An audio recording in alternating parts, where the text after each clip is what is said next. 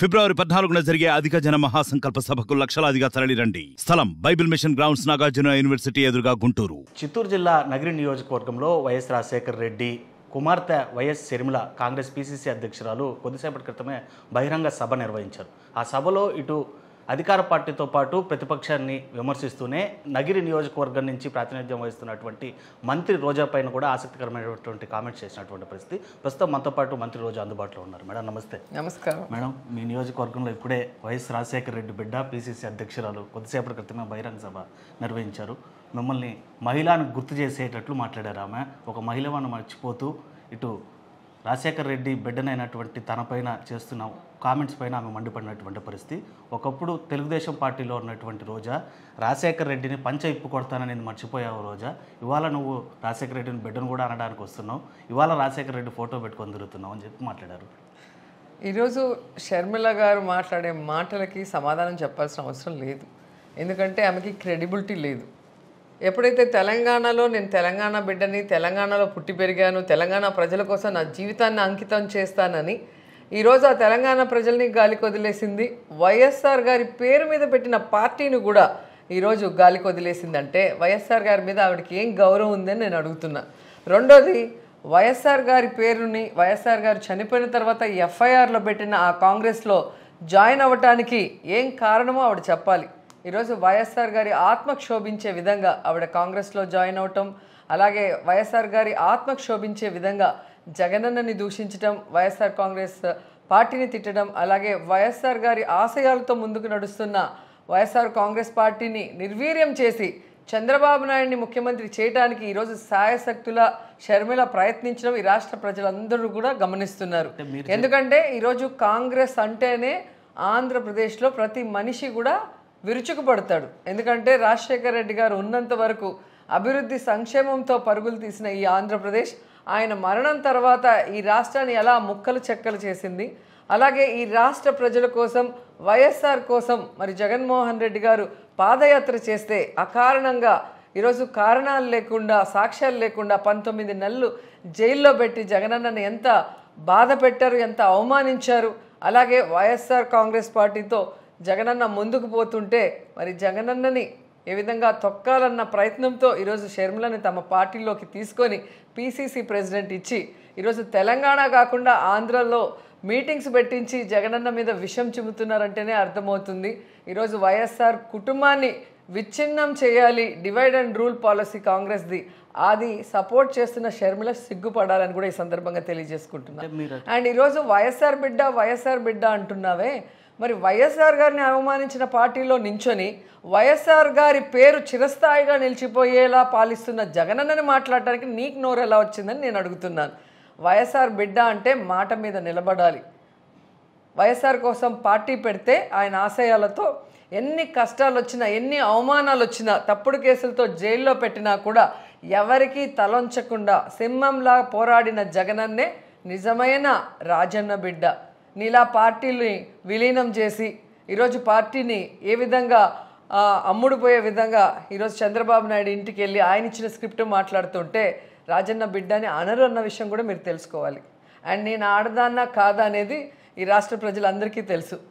నేను 1991 నుంచి రాష్ట్ర ప్రజలే కాదు ప్రపంచ నలుమూలలో ఉన్న తెలుగు, తమిళ్, మలయాళం ఆడియన్స్ అందరూ కూడా ఇష్టపడే టాప్ హీరోయిన్ని, ఆ తర్వాత పొలిటీషియన్ని, ఆ తర్వాత జడ్జిగా టీవీలో కూడా నెంబర్ 1 స్థాయిలో ఉన్నాను.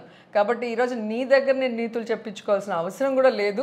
మీకు మర్యాద ఇచ్చేది కూడా రాజశేఖర రెడ్డి గారి బిడ్డనే తప్ప మరొకటి కాదు. ఈరోజు నగిరిలో కూడా మీరు వస్తున్నారు అంటే పెద్ద మనసుతో ఈరోజు ఎక్కడా కూడా మేము ఏ ఇబ్బంది లేకుండా ఒక ఆడపడుచుగా గౌరవించి మీ ప్రోగ్రామ్ని జరగనిచ్చినామన్న విషయాన్ని కూడా మీరు తెలుసుకోవాలి.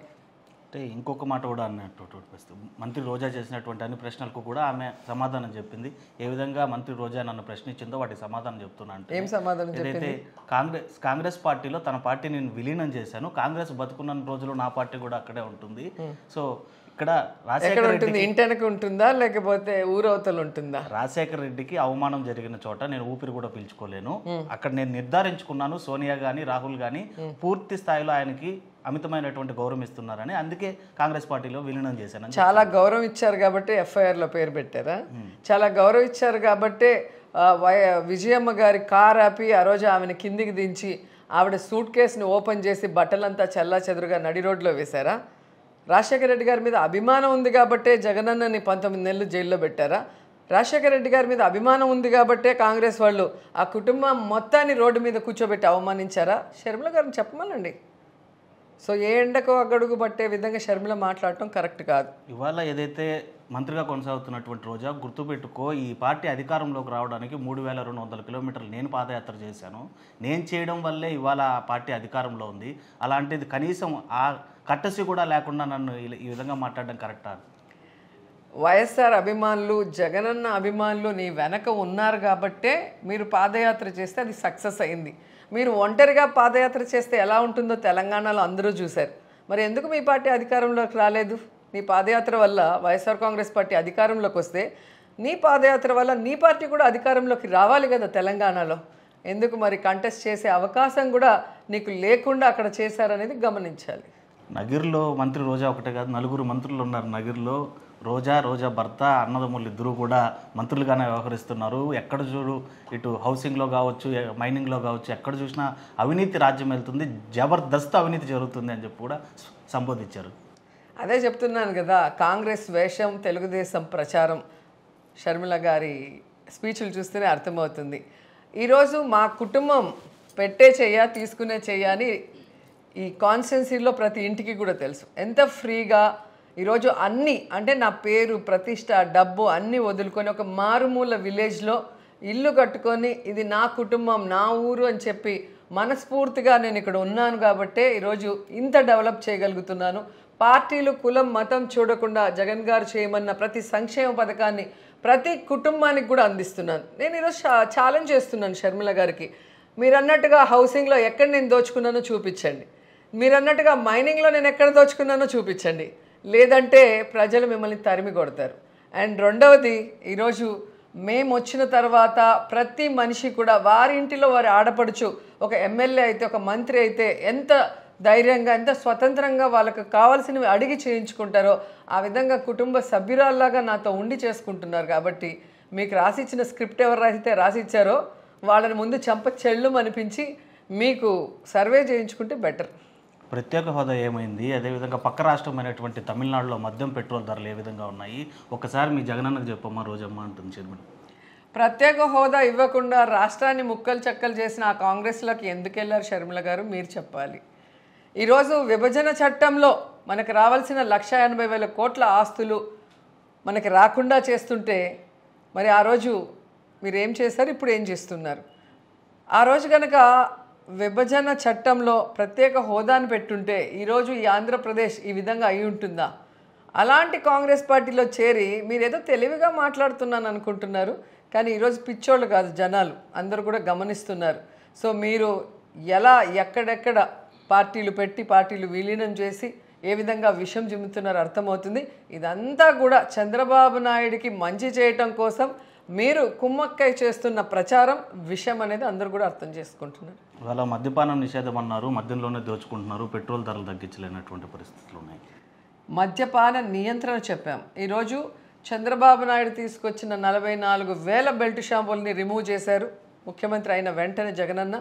అలాగే ప్రైవేటు పరంగా ఉన్నదాన్ని గవర్నమెంట్ పరంగా చేసి టైమింగ్ తగ్గించారు. అండ్ ఎక్కడ పడితే అక్కడ పేదవాడికి మద్యాన్ని అందుబాటులో లేకుండా చేశాడు. ఈరోజు ఖజానాకి మెయిన్ ఆదాయ వనరు అయినా కూడా ప్రజల ఆరోగ్యమే ముఖ్యం అనుకొని ఈరోజు దాన్ని దూరంగా తీసుకువెళ్ళటం మీరందరూ కూడా గమనించాలి. అలాగే జగనన్న ముఖ్యమంత్రి అయిన తర్వాత ఒక్క డిస్టిలరీకి కూడా పర్మిషన్ ఇవ్వలేదు, ఒక్క బార్కి కూడా పర్మిషన్ ఇవ్వలేదు అన్న విషయాన్ని కూడా షర్మిలమ్మ తెలుసుకోవాలి. పాతకాలంలో ఏదో చెప్పేస్తే నమ్మేసే పరిస్థితి ఉండేది, కానీ ఈరోజు సోషల్ మీడియా కానీ, ఈరోజు ఛానల్స్ కానీ చాలా ఎక్కువయ్యాయి, యూట్యూబ్ కానీ. కాబట్టి ఎవరు ఏం మాట్లాడుతున్నారు, ఎవరితో కుమ్మక్కయ్యి విషయం చిమ్ముతున్నారు అనేది ప్రజలు బాగా అర్థం చేసుకుంటున్నారు. గాలేరు నగరిని 6 నెలల్లో పూర్తి చేస్తానన్న జగన్ ఎక్కడ గాలేరు నగరి అని మంత్రి రోజు ప్రశ్నిస్తున్నారు షర్మిల. ఈరోజు గాలేరి నగరి మీ అందరికీ తెలుసు. చాలా బాధాకరమైన విషయం ఏంటంటే వైఎస్ రాజశేఖర రెడ్డి గారు మరి ఆ సొరంగ మార్గంలో తీసుకొచ్చే సమయంలో మరి ఆయన హెలికాప్టర్ క్రాష్లో మరణించినప్పుడు అలా తిరుమల కొండ తవ్వటం అనేది కరెక్ట్ కాదని చాలామంది మాట్లాడారు. మరి ఎంతవరకు నిజమో నాకు తెలియదు. సో దాన్ని ఎలా తీసుకొని వెళ్ళారు, ఇప్పుడు అందరికీ వాటర్ అందిస్తున్నారు, అందరూ చూస్తున్నారు. కాబట్టి ఆమెకి తెలియక మాట్లాడుతుందా లేదా అతి తెలివితో మాట్లాడుతుందో నాకైతే అర్థం కావట్లేదు. ఆమె నేను ఒకటే అడుగుతున్నాను, తెలంగాణ ప్రజలకి అండగా ఉంటాను నా జీవితకాలం అని ఈరోజు ఎక్కడ పోయింది షర్మిల అని చెప్పి గగ్గోలు పెడుతున్నారు రోడ్ల మీద. కొంచెం వాళ్ళకి ఆన్సర్ చెప్తే బాగుంటుంది. సో అన్న ఏదైతే రాజశేఖర రెడ్డి ఆశయాల కోసం అధికారంలోకి వస్తే అన్ని నెరవేరుస్తానన్నాడు, ఆశయాలు కాదు కదా మడమ తిప్పేటువంటి చేష్టలే చేస్తున్నాడు. ఆంధ్రప్రదేశ్ ప్రజలకు అన్యాయం జరుగుతుంది కాబట్టి నేను ఆంధ్రాలో అడుగుపెట్టాను. వైఎస్ రాజశేఖర రెడ్డి ఆశయాల కోసం జగన్మోహన్ రెడ్డి ఏమాత్రం కష్టపడడం లేదు అని చెప్తాను. రేవంత్ రెడ్డి కనీసం నిన్ను ఎమ్మెల్యేగా కూడా కంటెస్ట్ చేయనీయకుండా తొక్కి పడేస్తే ఈరోజు ఆంధ్రప్రదేశ్ గుర్తొచ్చిందా? నిన్నటి వరకు నీకు ఆంధ్రప్రదేశ్ గుర్తు రాలేదా?